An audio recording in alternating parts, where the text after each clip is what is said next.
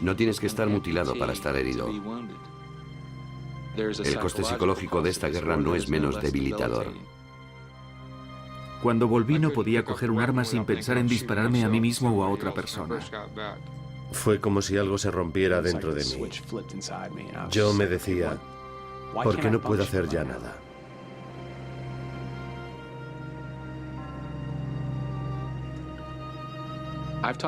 He hablado con soldados que dicen, prefiero estar mutilado antes que estar herido psicológicamente. Cuando me mires, por lo menos sabrás cuál fue mi problema. Nunca imaginamos lo profunda que era su desesperación. Nunca imaginamos lo mucho que sufría.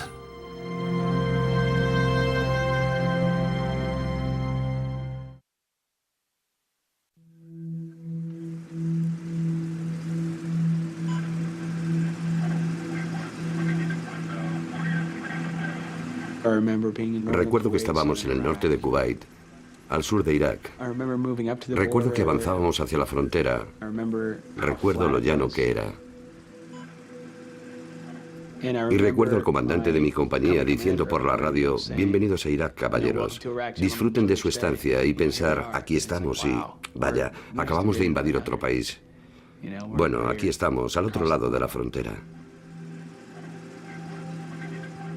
Recuerdo que estaba dentro del vehículo, mirando a través de las escotillas con mis gafas de visión nocturna. Todo era de color verde. Veía vehículos destrozados, iraquíes muertos, marines muertos. Hablaba con el conductor por el intercomunicador y le decía, ¿has visto ese tanque? Dios mío, ¿has visto esos vehículos? ¿Has visto esos iraquíes muertos? No sé, hablas con tus compañeros solo para asegurarte de que has visto lo que has visto.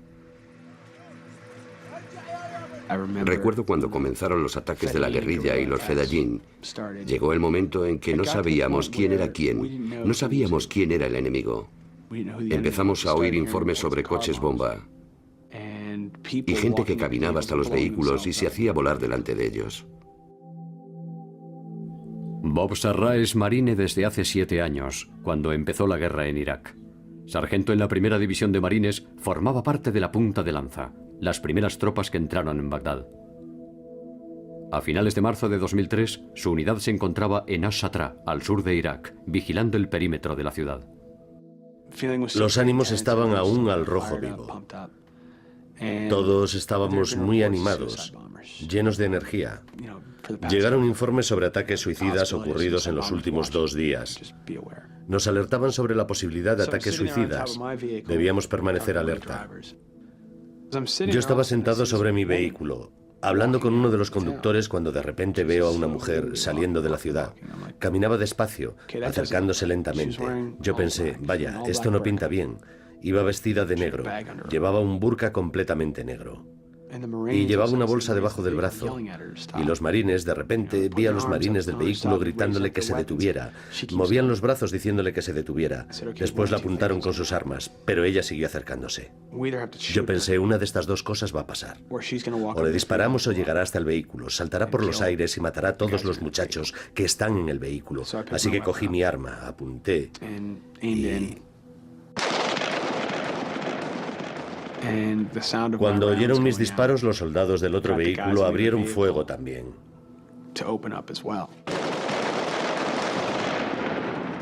15 armas disparando contra ella. Voló en pedazos. Cayó al suelo enseguida y, mientras caía, sacó algo de su bolso. Estaba a unos 50 metros del vehículo. Cuando cayó al suelo tenía una bandera blanca en la mano. En ese instante pensé, ¿qué diablos ha pasado? Lloraba histérico. Esa mujer había muerto por mi acción. Eso me mortificaba. Recuerdo que escribí en mi diario, no pienso contárselo a nadie. Son cosas que pasan en la guerra. Yo solo... Tu madre no debe saber nunca que has disparado a una mujer civil. Eso es lo importante. No iba a contárselo a nadie, pero no podía imaginar que todo saldría solo a la superficie cuando llegara a casa. Cuando los soldados regresan, se enfrentan con sus experiencias, con lo que hicieron y lo que no hicieron. Jim Dooley fue soldado en Vietnam. Durante los últimos 20 años ha tratado a veteranos de guerra.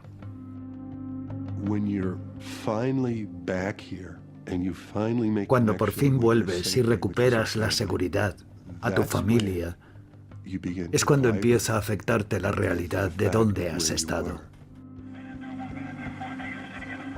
Es entonces cuando puedes admitir lo asustado que estabas. Psiquiátricamente, este es el tipo de guerra más pernicioso. En ningún momento o lugar te sientes seguro. Por lo tanto, estás en constante peligro de muerte. También ves la muerte muy de cerca. Estás presenciando una masacre. Cuando vuelven a casa, todos traen consigo sus propias historias de guerra y supervivencia.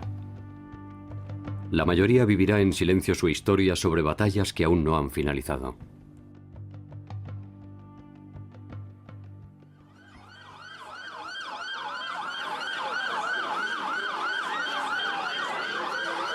El 13 de julio de 2003, el autobús que transportaba a los marines de la reserva del 6º Batallón de Transporte Motorizado llegaba a New Haven, Connecticut.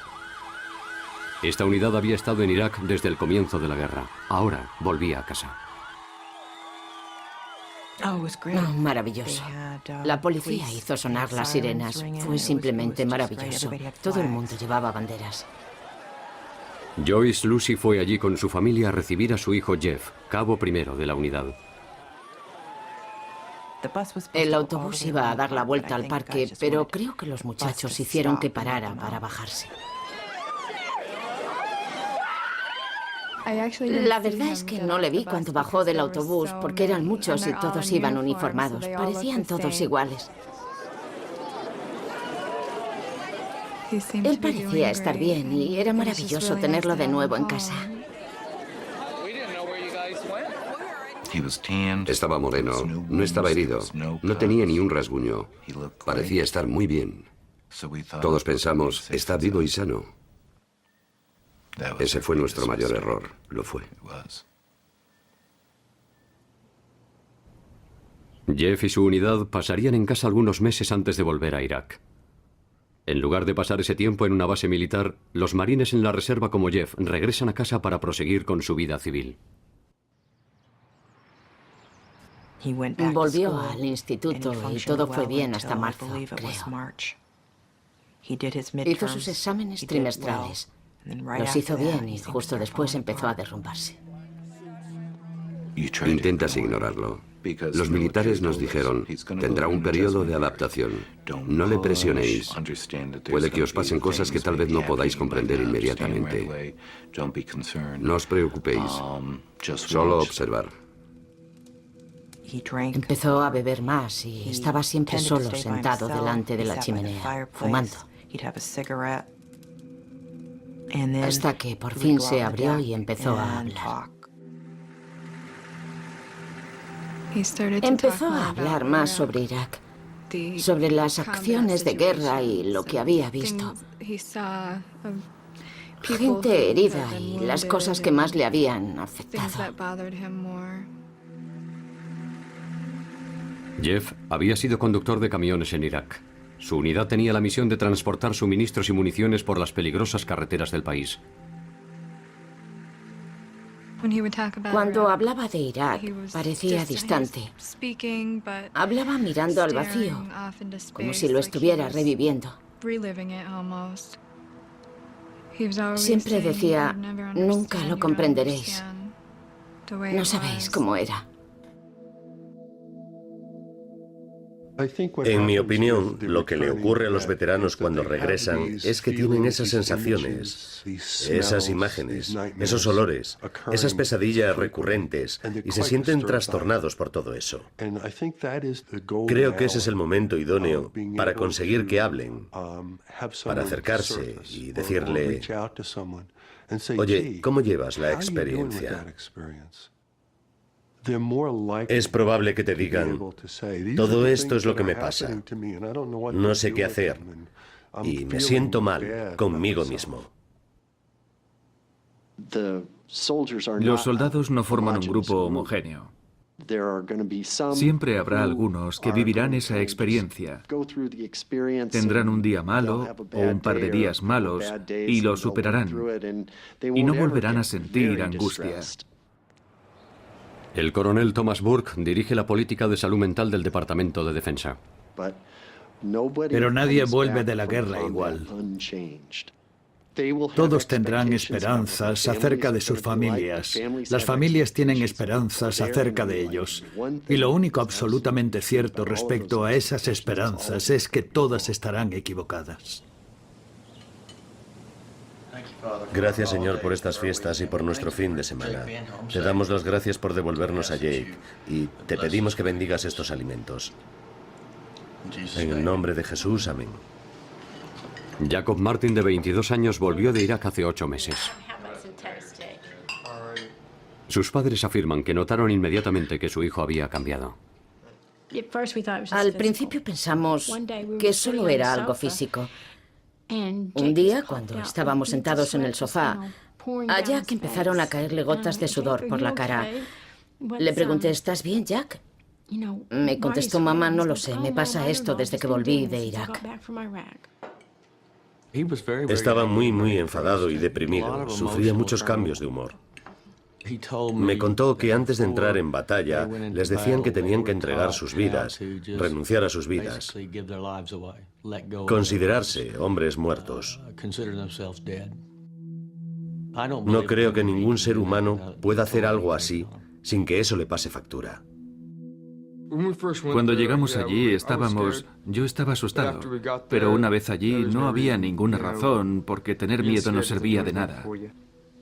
Cuando llegas allí y ves a todos asustados, piensas para ti mismo, Dios, me alegro de no estar así, prefiero estar insensibilizado a tener miedo. Jacob era operador de ametrallador en la primera división de infantería.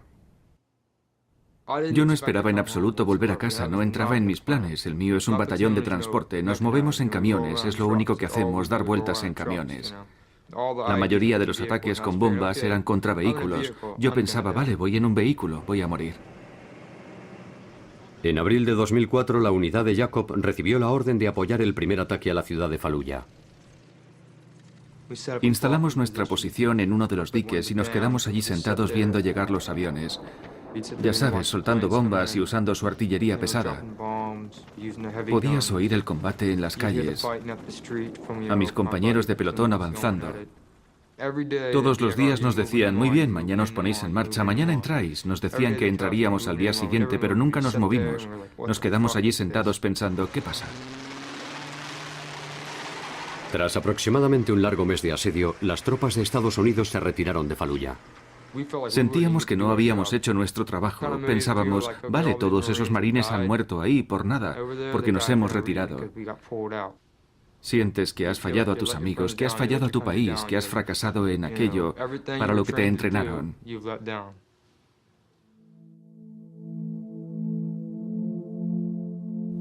Jacob cuenta que al volver al camión, sin casi nada que hacer, su humor empezó a cambiar. Fue como si algo se rompiera en mi cerebro. Un día me desperté y todo era diferente. Empecé a odiar a mis amigos, no soportaba verlos. Si alguien me gritaba me ponía furioso. A veces, cuando se me pasaba, bueno, yo tenía ataques de ansiedad, empezaba a temblar, tenía pánico. Tenía cambios de humor y no tenía ni idea de por qué me pasaba eso. No sabía qué diablos me pasaba. Cuando no estaba patrullando me pasaba mucho tiempo mirando a la pared. No leía libros, ni siquiera pensaba, no escuchaba música. Cuando no trabajaba, solo quería pasarme el día durmiendo. Deseaba morirme. En realidad no, yo solo esperaba que todo terminara pronto, pero no fue así. Muchachos, quiero que comprendáis bien esto. Siempre, en la Primera Guerra, en la Segunda Guerra Mundial y en Corea, siempre sufrimos más bajas psiquiátricas que bajas en combate. El teniente coronel Dave Grossman, oficial de infantería retirado, ha escrito extensamente sobre el impacto psicológico de la guerra. Tan solo en la Segunda Guerra Mundial sufrimos más de 500.000 bajas psiquiátricas. Aunque no forma parte del entrenamiento militar habitual, Grossman ha sido invitado a hablar a este grupo de marines poco antes de ser enviados a Irak. En cierto momento de la Segunda Guerra Mundial, debido a su estado mental, tuvimos que licenciar a más soldados en el frente de los que podíamos reclutar. ¿Cuántos sabíais eso? Sabemos de los muertos, sabemos de los heridos, pero el abuelo no iba a casa y hablaba del día en que fue a la sección 8. Todos los afectados psicológicamente tienen tendencia a sentirse culpables. Podremos diagnosticar las alteraciones psicológicas provocadas por la guerra siempre que tengamos historiales de ella. Durante la guerra civil, se decía de los soldados que mostraban síntomas de esas alteraciones que sentían nostalgia o que padecían de corazón de soldado. En la Primera Guerra Mundial se denominó a esa condición trauma de guerra. En la Segunda Guerra Mundial se le llamó neurosis de guerra. Durante la Segunda Guerra Mundial empezamos a comprender por primera vez a las víctimas del estrés postraumático y la psicosis y neurosis consecuentes, pero no fue hasta Vietnam cuando pudimos tratarlo. Prácticamente 1 de cada 3 veteranos de Vietnam padecería en un momento u otro problemas psicológicos. Al principio se decía que tenían el síndrome post-Vietnam. Pero tras años de estudio, se hizo evidente que todos esos nombres describían las mismas reacciones a la guerra. Un síndrome concreto.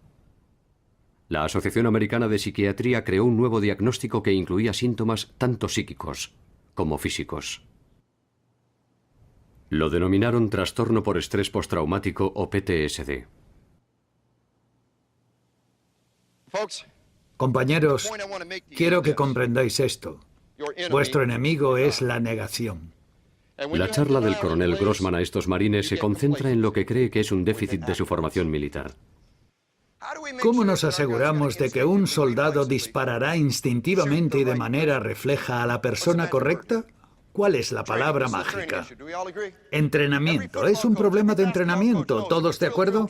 Lo sabe cualquier entrenador de rugby o de baloncesto. Si entrenamos y entrenamos, cuando llega la gran final del gran partido, tendremos esa destreza. La habremos convertido en un músculo de la memoria, en una respuesta mecánica. Pero si os oculto la muerte y vuestro cerebro no está preparado para salir airoso de la experiencia, ¿quién será la próxima víctima? Vosotros.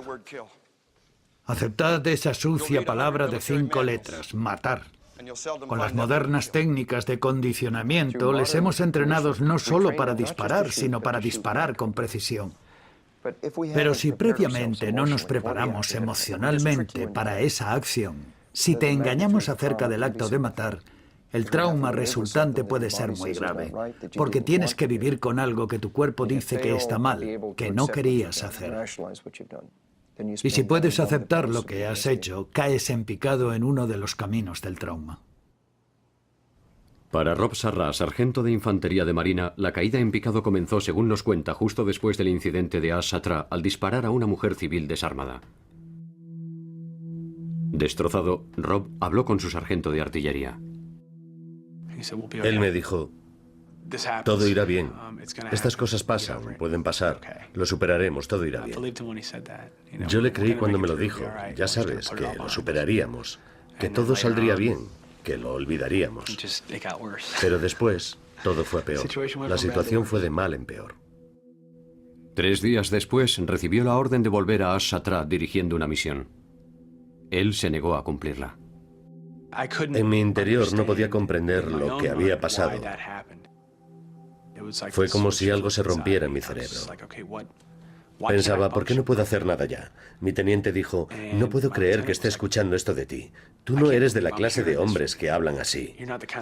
No puedo creer lo que estoy oyendo, lo que dices. Rob fue relevado en el mando por negarse a cumplir la orden y fue destinado como fusilero provisional. Cuando se licenció en Irak, regresó a su ciudad, Chicago. Pero alejarse de la guerra no le ayudó a solucionar sus problemas. Bebía mucho, demasiado, todas las noches. Siempre buscaba pelea en los bares. Me peleé un par de veces.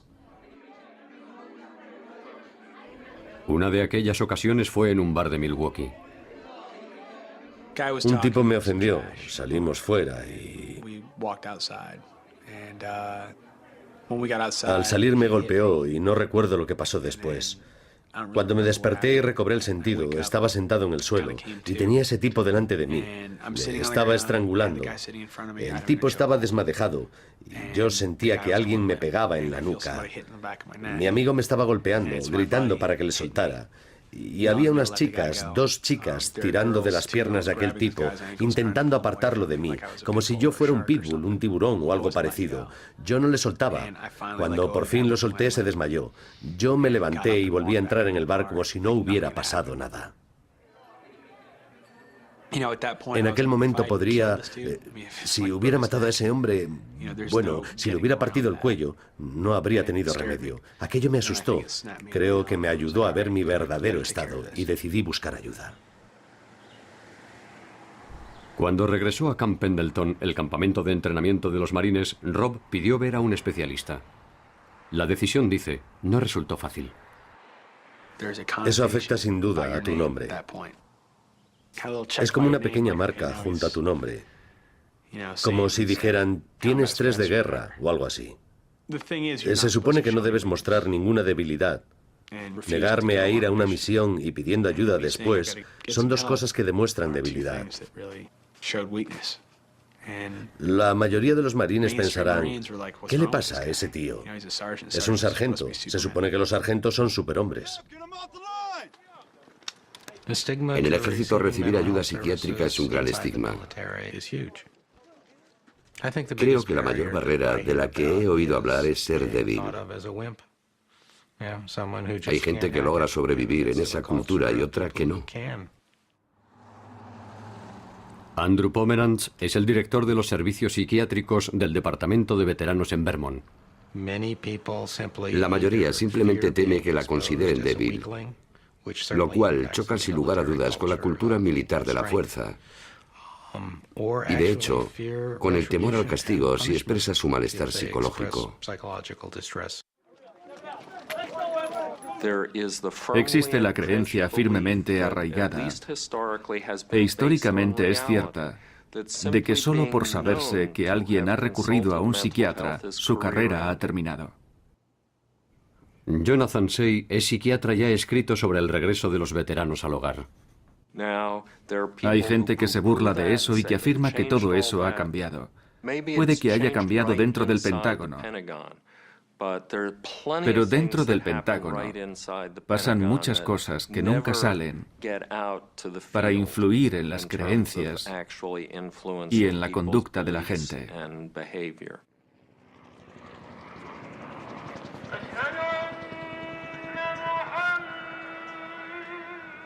En septiembre de 2003, el sargento de complemento Andrew Pogany llegaba a Irak. Andrew era interrogador militar y miembro de las Fuerzas Especiales del Ejército de los Estados Unidos, una de las unidades militares más elitistas. Poco antes de acabar su primera semana en el país, Andrew empezó a sufrir ataques de pánico tras ver el cuerpo mutilado de un iraquí muerto. Empecé a temblar, sudaba. En cierto momento llegué a tener alucinaciones. Lo más horrible y extraño de todo es que no tenía ni idea de lo que estaba pasando. No podía pararlo ni controlarlo. No podía pensar con claridad. Tras 2 días sin descanso, Andrew fue enviado al norte del país, a Tikrit, donde se encontró con un especialista en salud mental destacado en el terreno. Ya era hora de que un soldado de las Fuerzas Especiales viniera a vernos.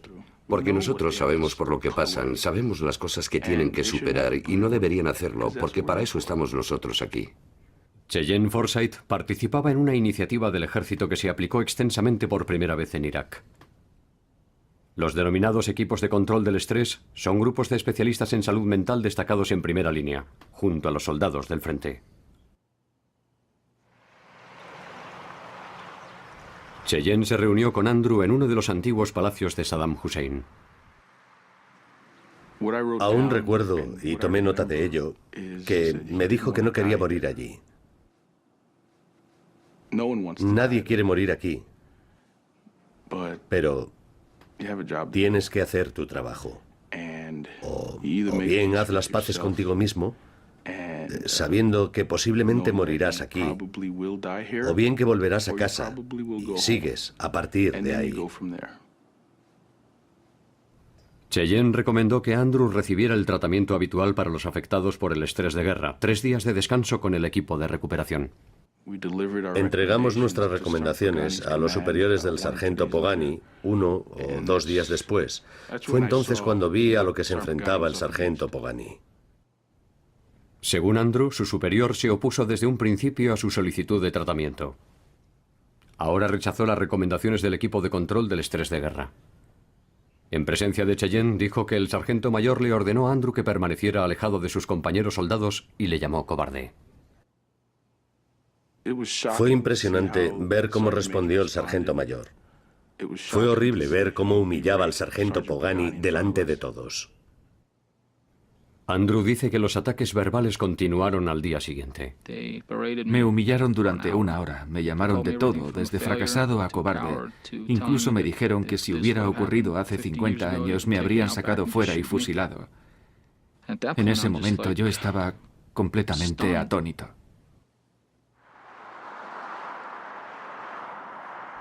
El comandante envió a Andrew a casa, a Fort Carson, el campamento del que había salido. Una semana más tarde era acusado de cobardía ante el enemigo. Heroísmo y cobardía ocupan nuestros titulares de esta noche. El heroísmo de la historia de la soldado Jessica Lynch. En el extremo opuesto, un investigador del ejército, el sargento La George historia del Andreas acto de cobardía dio pie a Así muchos fue titulares. cobardía. Sufrió un ataque de pánico en su segundo Tanto fuera día del en Irak. ejército como dentro. La idea de abandonar a alguien solo porque solicite tratamiento psiquiátrico es la definición de estigma. Es como un tratamiento de choque.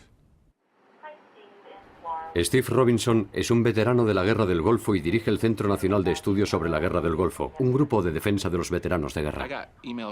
He recibido correos electrónicos de soldados que tenían problemas psicológicos. No sabían a quién recurrir si esa iba a ser la respuesta de los militares. Lo que los militares intentaban hacer en realidad con la primera persona a la que llamaron cobarde, y esa no fue la palabra que usaron. No fue eso lo que le llamaron jodido marica. Era un marica porque no había ido a luchar. Y la razón por la que le dijeron eso era que intentaban enviar el mensaje de que no tolerarían el miedo. El ejército informó en la prensa de que la razón por la que Andrew había sido enviado de vuelta a Fort Carson era que él había solicitado volver a casa en repetidas ocasiones. Andrew afirma que quiso seguir en Irak y que solo solicitó volver a casa cuando su superior le prohibió recibir tratamiento en el frente. Este programa ha intentado hablar con los mandos del ejército en Fort Carson acerca del caso de Andrew, pero rechazaron hacer ningún comentario. La coronel Rizzi, psiquiatra y oficial de alto rango del ejército, no quiso hablar del caso de Andrew, pero sí de las políticas del ejército. Durante la Segunda Guerra Mundial y en otras guerras posteriores, hubo soldados que fueron juzgados y fusilados por cobardía. Ahora, cuando miramos hacia atrás, pensamos que eran reacciones al trastorno de guerra. Hemos aprendido mucho sobre la forma en que los humanos responden ante la guerra. Lamentablemente, en algunos casos, siguen siendo malinterpretadas.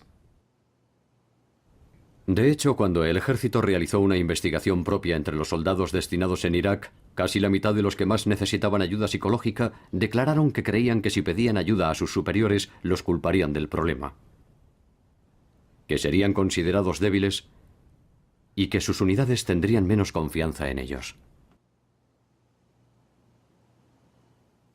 Jeff era muy reacio a recibir ayuda, a hacer algo.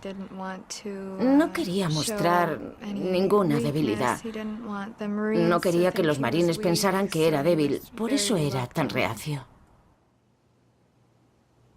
En la primavera de 2004, Jeff Lucy llevaba casi un año en casa desde su regreso de Irak. Como marine en la reserva, solo veía a los compañeros de su unidad en la instrucción, una vez al mes. Sus compañeros dicen que apenas notaron cambios en el comportamiento de Jeff. Jeff sabía disimular sus problemas muy bien. Tal vez no fuera tan abierto como antes. A veces hablaba con él. ¿Cómo va todo? ¿Cómo te va, tío? Muy bien, ya sabes, bien, estupendo. ¿A qué te dedicas? A lo de siempre. Pero poco más. La verdad, tenías que conocer muy bien a Jeff para poder notar esas cosas. Los oficiales tampoco tuvieron motivo alguno para preocuparse por Jeff. Los soldados, hombres y mujeres que regresan de sus destinos, deben rellenar un cuestionario diseñado para descubrir a los soldados con problemas y ofrecerles ayuda. Jeff había declarado en su cuestionario que se encontraba bien en términos generales y declinó recibir cualquier tipo de ayuda. Dan, un compañero de Jeff en aquella época, afirma que no le sorprendieron las respuestas de Jeff. Hicimos esos cuestionarios. Lo normal si tienes problemas y los contestas es que te dejen aquí y que te examinen hasta que sepan si estás bien o no. Pero tú solo quieres irte a casa. Nadie quiere quedarse aquí sentado y diciendo, sí, ya no duermo bien o me duele un poco la rodilla y cosas así. Por lo general dices, estoy bien. Quieres irte a casa a ver a tu familia. Pero su familia dice que conforme pasaron los meses desde su regreso, Jeff empezó a empeorar. Una tarde a finales de primavera, Jeff y su madre Joyce dieron juntos un paseo por el bosque que hay detrás de la casa. Creo que estábamos a finales de mayo. Él me dio los auriculares para que escuchara una canción. Me puso los auriculares, cogió el perro de la correa y me dijo, vamos a dar un paseo. La letra hablaba de mirar el cañón de una 45.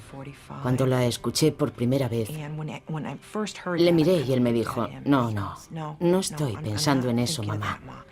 Pienso en el cañón. Mirar por el cañón es como mirar por un largo túnel. Y después decía, ¿qué fue del corazón de aquel joven devorado por el dolor mientras se desmoronaba?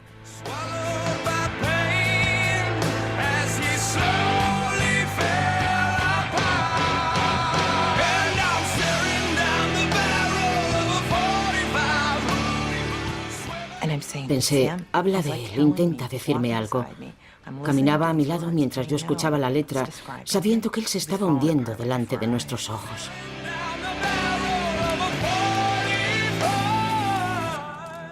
Tenía tanto miedo que no sabía cómo ayudarle. No sabes lo que hacer. Le miras y piensas, necesita ayuda. Su familia cuenta que Jeff siempre fue un bebedor social, pero que cuando volvió de Irak comenzó a beber demasiado y a menudo solo, y a veces desde muy temprano. Entonces estaba viendo a un terapeuta privado y tomaba antidepresivos, pero nada parecía ayudarle. Intentamos ayudarle durante un tiempo, hasta que llegó el momento en el que pensamos, no somos profesionales, no le entendemos, puede que otro veterano le comprenda. Jeff fue admitido en los servicios psiquiátricos del Centro Médico para Veteranos y toda su familia le animó a ir, pero Jeff se negó. Jeff creía, igual que todos nosotros, que el centro de veteranos pertenecía al ejército. Jeff temía que si le llevábamos allí, inmediatamente informarían a su unidad y que decepcionaría a sus superiores y también a sus compañeros, a sus amigos. El centro de veteranos no forma parte del ejército y allí le aseguraron a la familia que el historial de Jeff era privado. A finales de mayo, 10 meses después de volver a casa, Jeff ingresó en el centro de veteranos de Northampton.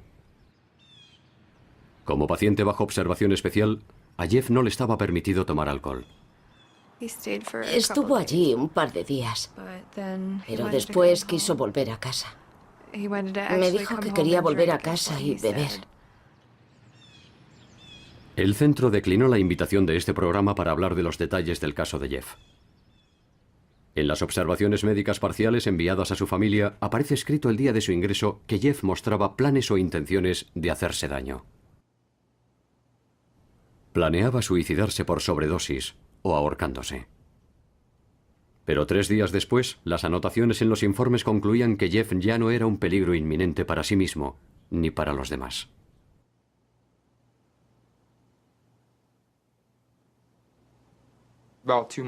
A los 2 meses de volver todo empezó a afectarme. Empiezas a bajar la guardia. Allí estás insensibilizado, pero cuando vuelves a casa no puedes seguir así. Por eso intentas aturdirte con algo. Y cuando te libras de toda esa basura que te adormece es cuando sientes esa mierda.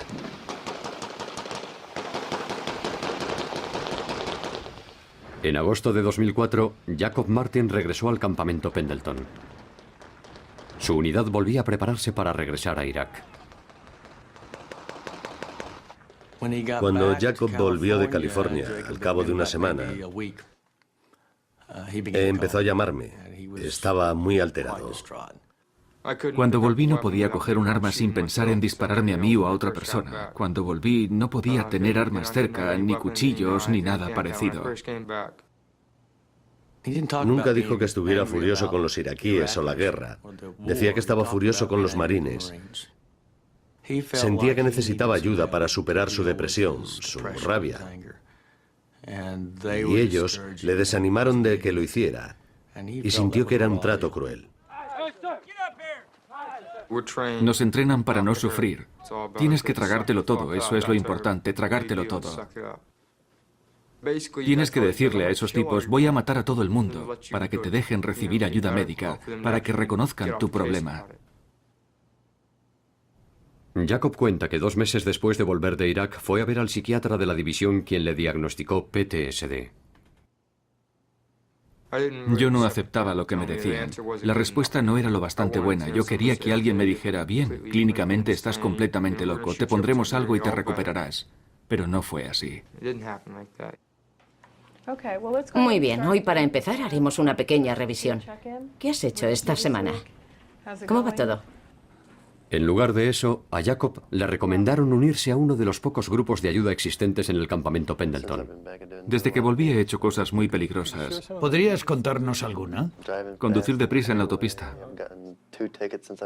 Todos los hombres en este grupo han servido en Irak y todos han tenido síntomas de PTSD. ¿Y tú, Jacob? Insulté a una mujer este fin de semana. La verdad, yo nunca he hecho eso. No me gusta hacerlo. No lo hago nunca. Es como si no fuera racional. Ahora cuando alguien se enfada, me pongo furioso. ¿Y eso te sienta bien al principio? Sí, mientras discuto. Es como si volviera a sentir algo, porque normalmente no siento nada. Solo depresión y ansiedad. Nada más. Hablando de la forma de sentir de los marines, la verdad no solemos ser gente muy expresiva. Pero está bien entrar en contacto con lo que llevas dentro. Ya sabes, tus emociones. Eso está bien. ¿Cuándo fue la última vez que pensaste en suicidarte?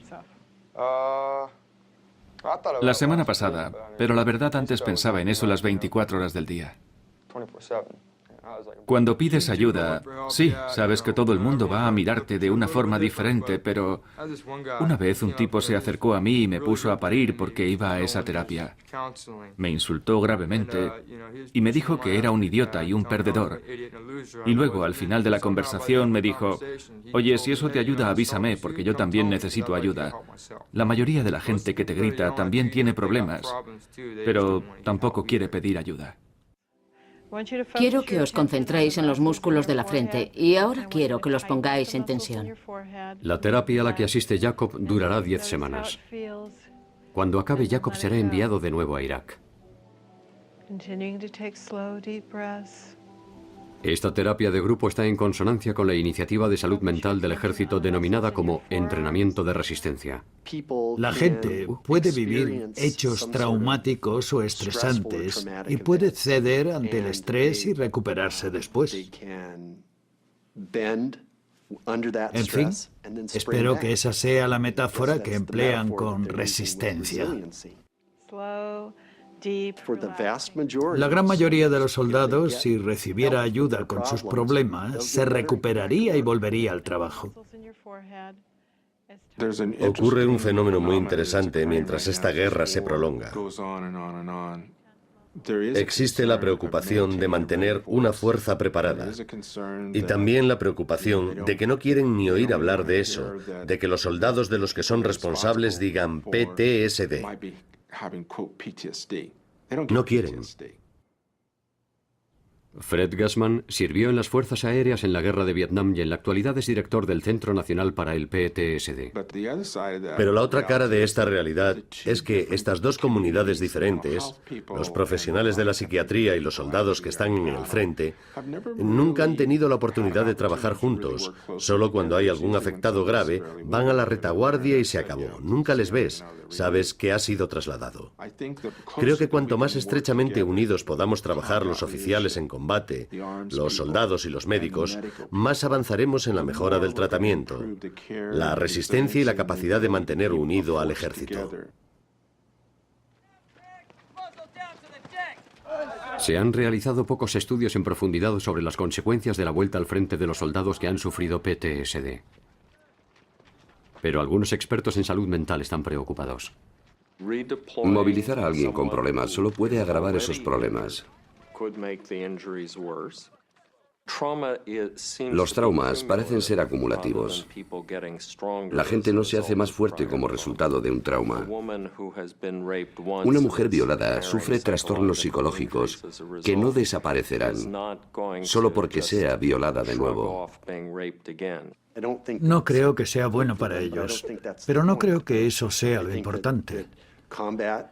Creo que la guerra, el trabajo que pedimos que hagan nuestros soldados y marines, marineros y aviadores, es muy arriesgado.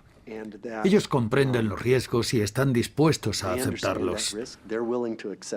Nuestro trabajo consiste en minimizar esos riesgos y en prepararnos para ocuparnos de sus problemas cuando vuelvan.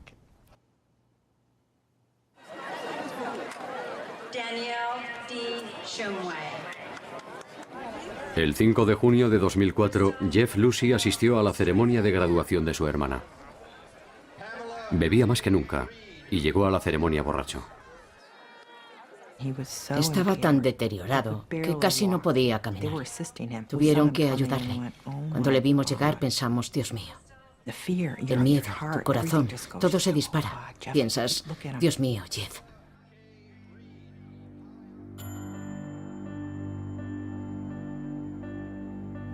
Once meses después de su regreso de Irak, la depresión de Jeff se había agravado. Ni Julie, su novia, ni su familia habían logrado convencerle de que regresara al centro de veteranos para buscar ayuda. Finalmente, el alcohol pasó factura a su relación. Las cosas entre Jeff y yo no iban bien. Yo estaba muy preocupada y frustrada. Nos habíamos distanciado porque para mí era muy duro. Julie y Jeff eran novios desde el instituto. Los padres dicen que la separación fue muy dura para Jeff. Se encerró en su habitación y empezó a contar que oía voces y tenía alucinaciones. Por la noche, sentía que unas manos le tocaban. Veía a ancianos sin rostro. Vio una cabeza de zorro caminando detrás de él. Jeff hablaba más a menudo de su vida en Irak, de cadáveres destrozados, de iraquíes muertos, de niños mutilados. Contó a su familia historias que no parecen reales. Historias sobre enterramientos de cadáveres y de que le ordenaron matar a prisioneros iraquíes. Historias que sus compañeros en Irak dicen que nunca sucedieron.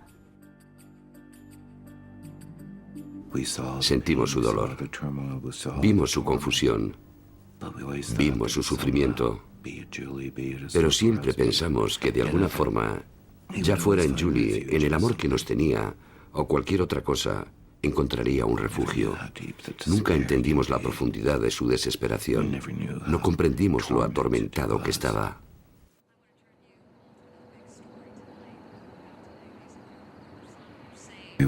Eran las 7 menos cuarto cuando aparqué en la entrada. Vi la televisión a través de la ventana y pensé, Jeff debe de estar fumando en el suelo otra vez, descansando en la colchoneta. Bajé del coche, entré y Jeff no estaba allí. Me dirigí a su habitación. No estaba. Cuando salía, vi la puerta del sótano abierta. Y entonces, de reojo,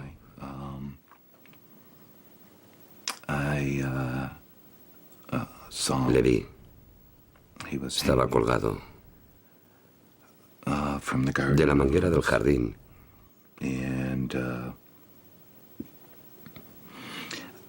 Y corrí hacia él.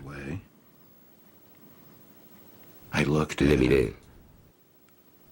Por primera vez en muchos meses, parecía estar tranquilo, descansando. No mostraba señales de dolor. No sé si lloré o grité. Sé que le llamaba por su nombre. Estaba abrazando una carne que parecía caliente, pero sabía que estaba muerto.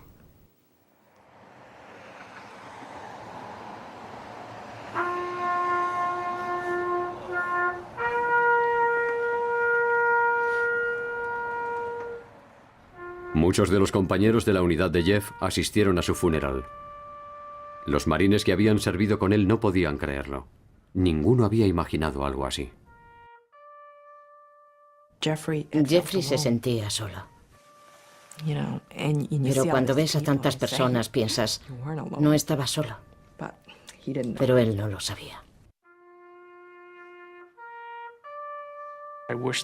Ojalá Jeff hubiera hablado conmigo. Ojalá me hubiera dicho algo, una frase, un comentario, algo que hubiera hecho saltar las alarmas. Habría hecho todo lo que hubiera podido. Habría presionado a mis superiores para que Jeff recibiera ayuda, quisiera él o no.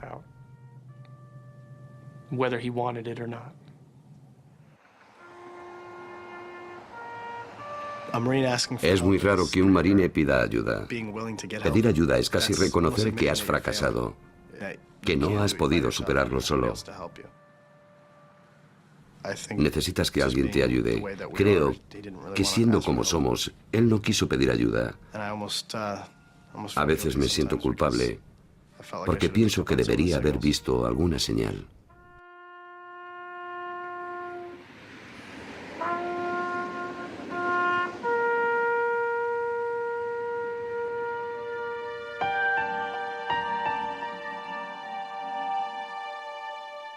No ganamos guerras con soldados vencidos por el estrés del combate. No ganamos guerras con soldados que lo pasan mal, matando a otras personas. El objetivo de un ejército es ganar guerras. Alguien que sufre no le sirve de mucho al ejército. Ellos lo saben. Estoy rodeado de compañeros, estamos juntos en esto y lucharemos hasta el amargo final. ¿Cómo se puede decir, hoy no puedo hacer esto, no puedo salir ahí fuera? No, quiero volver a casa, no lo soporto más. ¿Tengo que buscar ayuda? Eso no encaja cuando todos los demás están cumpliendo con su misión. La solución no es sacar una ordenanza que diga, se acabó el estigma. No se cambia la cultura de una organización tan deprisa. Es un proceso gradual y hay que seguir adelante con él. Si lo hacemos durante el tiempo suficiente, finalmente llegará el mensaje de que no se trata de un problema de debilidad, que tener emociones no es nada extraño y que es necesario hablar de ellas. En enero de 2005, el Departamento de Defensa presentó un plan para realizar un nuevo examen de salud mental obligatorio. Además del examen psicológico inmediato de todos los soldados a su regreso, se realizará un seguimiento de 3 a 6 meses de aquellos casos en los que hayan aparecido problemas. Un alto mando del Departamento de Defensa declaró durante la presentación del programa que habían constatado la existencia de prejuicios o estigmas ante esta posibilidad. Una de las formas de acabar con ese problema es exigir este examen a todo el mundo. El ejército hace progresos, pero es un proceso gradual. La gente habla del ejército como si fuera una organización monolítica, cuando lo cierto es que la infantería de marina va por un lado y el ejército por otro. Una división hace esto y otra no. Un comandante puede instaurar una cosa y al siguiente anularla.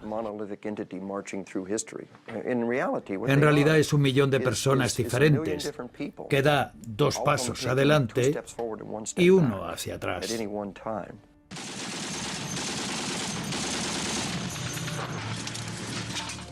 Más de 1 millón de hombres y mujeres han servido en Irak y Afganistán.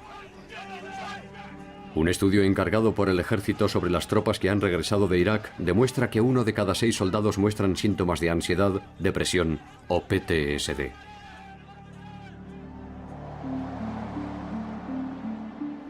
La guerra ha significado ya un aumento en las solicitudes de cuidados psiquiátricos en el centro de veteranos. Algunos miembros del centro temen que los fondos del Congreso no aumenten al mismo ritmo. Se habla mucho de la reforma de los servicios psiquiátricos, de redimensionarlos. Nosotros solo haremos lo que tenemos que hacer, nuestro trabajo. Cuando dicen que hay que hacer reformas, te están diciendo que estás jodido. El verdadero peligro para los hombres y mujeres que vuelven es que sean olvidados. No importan los desfiles ni los monumentos, porque esas cosas se recuerdan un día o una semana.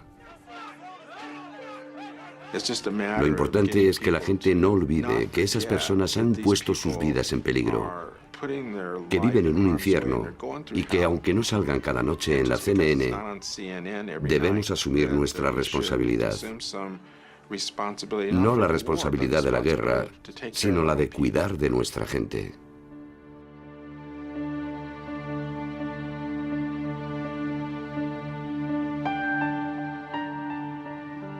Casi un mes después de la acusación inicial de cobardía, fue archivada, y el ejército rebajó la acusación contra Andrew Pogani a abandono voluntario del deber.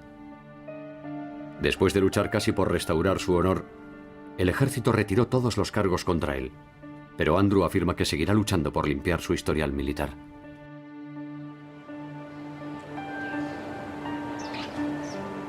Cuando terminó su contrato con el ejército, Rob Sarra intentó reengancharse.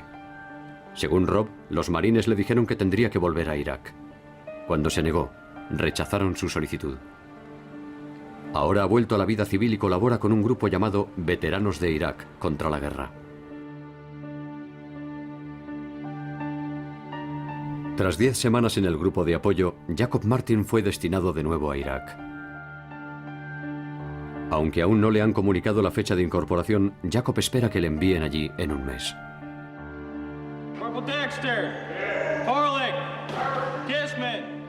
En enero de 2005, 6 meses después del suicidio de Jeff Lucy, la unidad en la reserva a la que pertenecía fue reactivada y enviada al campamento Lejeune, en Carolina del Norte. Un mes más tarde, estaba desplegada en Irak.